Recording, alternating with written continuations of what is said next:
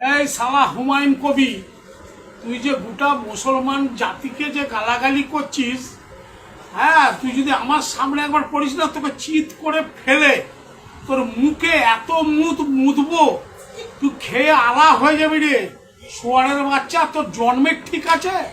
তুই শালা গোটা মুসলমানকে যে খিস্তি মারছিস শালা সোয়ারের বাচ্চা। হ্যাঁ, তোর জন্মে কটা জন্ম রে? তুই ক বাপের ছেলে রে হুমায়ুন কবি? দে। আপনারা প্রত্যেকেই ভিডিওটা দেখলেন এবং বক্তব্যটা শুনলেন। যে যার মতো অ্যাঙ্গেলে কথা তুলে ধরছে, যে যার মতো পারছে তারা ফেসবুকে কিংবা ইউটিউবে কথা তুলে ধরছে। তা আমি এই পরিপ্রেক্ষিতে একটু উত্তর দেওয়ার জন্য আমিও হাজির হয়ে গেলাম।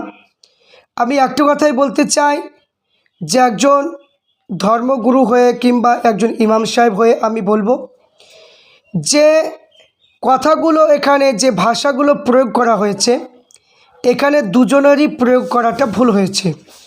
কারণ কোনো মানুষ, সাধারণ মানুষ কেউই আশা করে না যে এই রকম মুখের ভাষা হবে। তো একটা কথা আমি বলতে চাই, যেহেতু হয়ে গেছে কথাটা, দুজনের দিক দিয়ে যেহেতু ভাষাটা হয়ে গিয়েছে, তো এটা নিয়ে কিছু সোশ্যাল মিডিয়ায় কিছু মানুষ এই কথাগুলোকে নিয়ে তারা ভিডিও বানাচ্ছে, অথচ তারা সোশ্যাল মিডিয়ায় এই ভিডিওগুলো ছাড়ছে এবং সেইগুলো নিয়ে যে যার মতো পাচ্ছে সে সেরকম বক্তব্য দিচ্ছে। অনেকে বলছে দেখো যে বাবরি মসজিদ করবে, এইরকম একজন কি যে বাবরি মসজিদ করে একজন প্রতিষ্ঠাতা, তার মুখের ভাষাটা দেখো। অনেকে বলছে দেখো দেখো নেতা হবে, তার মুখের ভাষাটা দেখো। এই যে বিভিন্ন রকম এক কথায় যে যেরকম পাচ্ছে সে সেরকম বক্তব্যটা তুলে ধরছে।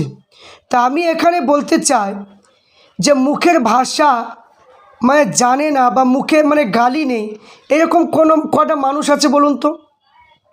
কোনো মানুষ আছে যে এরকম কি ভাষা জানে না বা কেউ গালি জানে না, এরকম মানুষ কেউ আছে? প্রায় লোকই ভাষা জানে, প্রায় লোকই ভাষা দেয়।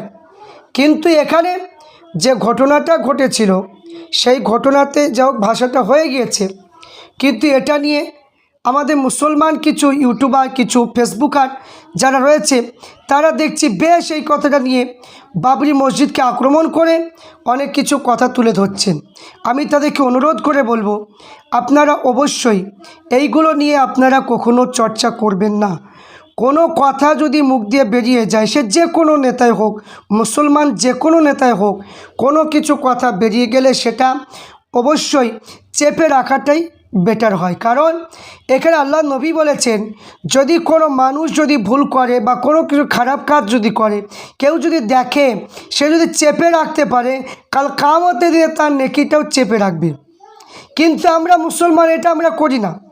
অন্যান্য ধর্মে কোনো কিছু হলে, কেউ কিছু করলে তাদের মুখ থেকে কিছু শুনতে পাবে না। আর আমাদের ধর্মের মানুষ এত ইমান হারা যে কোনো কিছু কথা মুখ দিয়ে ফসকে বেরিয়ে গেলে সেটা কেমনভাবে ভাইরাল করছে ফেসবুকে ইনকাম করার জন্য, এমনভাবে তাই ইউটিউবে ভাইরাল হওয়ার জন্য এমনভাবে সেই কথাগুলো খারাপগুলোকে তুলে ধরছে।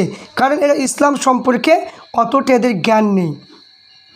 তা আমি বলবো, প্রত্যেক মানুষকে অনুরোধ করব, সে যে কোনো দলের মানুষ হোক না কেন, মুসলমান, সে আমার মুসলমান ভাই তো নাকি?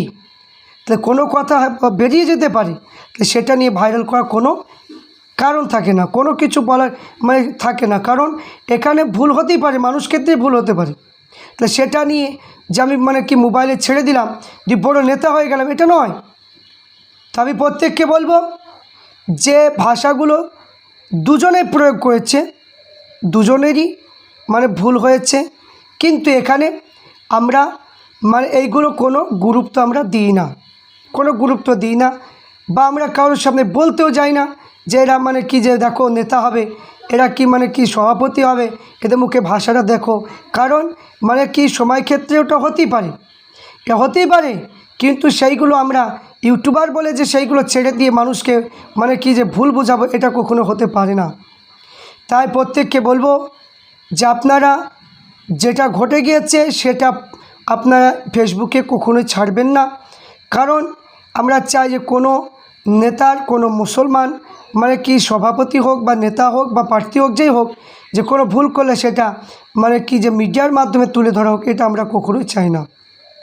কারণ আমরা একটাই জানি, সে আমার মুসলমান ভাই, সে আমার মুসলমান ভাই, এটাই আমরা জানি।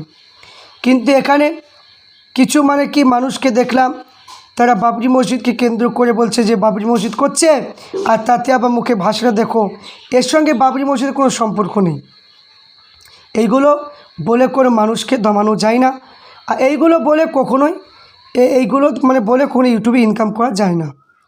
ভালো কথাগুলো, যেগুলো মানে খারাপ কথা মানে কি না বলে নয়, সেগুলো কেউ বলতে চায় না।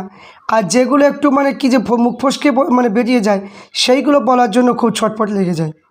তা আমি প্রত্যেককে বলবো, অনুরোধ করে বলবো যে আপনারা এইরকম করে ভিডিওগুলো আপলোড করবেন না, কাউকে গালিগালাজ করবেন না। ইসলাম ধর্মে গালিগালাজ করা বিলকুল হারাম, গালিগালাজ করা চলবে না। সে ইমাম সাহেবকে হোক, কিংবা নেতাকে হোক, কিংবা সভাপতি সাহেবকে হোক, কিংবা কোনো মুসলমানকে হোক, কিংবা কোনো অমুসলিমকে হোক। মুসলমানের ধর্মে গালি দেওয়া হচ্ছে ফাসিকের পরিচয়, তাই এখানে গালি কাউকে দেওয়া চলে না। তাই প্রত্যেককে অনুরোধ করব যে আপনারা কেউ গালিগালাজ কাউকে দেবেন না। নিজেকে মুসলমানের যদি পরিচয় দিতে চান, এইগুলো থেকে আমাদেরকে প্রত্যেককে হেফাজতে থাকতে হবে। অনেক বয়স্ক মানুষ দেখছি ওকে ধরে গালি দিচ্ছে, কেউ একে ধরে গালি দিচ্ছে। এই রকম করে গালিগালাজ একদমই করবেন না। প্রত্যেককে অনুরোধ করে বলবো যে এখানে আমি একজন ধর্মগুরু হয়ে প্রত্যেক মানুষকে বোঝানো আমার একটা কর্তব্য, এই জন্য প্রত্যেককে আমি বললাম যে গালিগালাজ কাউকে করতে যাবেন না, কারণ এখানে ফাসিকের পরিচয় পাওয়া যাবে। কারণ যে গালি দেয় সে ফাসিক হয়, এটা মাথায় রেখে আপনারা ভিডিও ফেসবুকে ছাড়ুন, ইউটিউবে ছাড়ুন, সেটা মাথায় রাখবেন।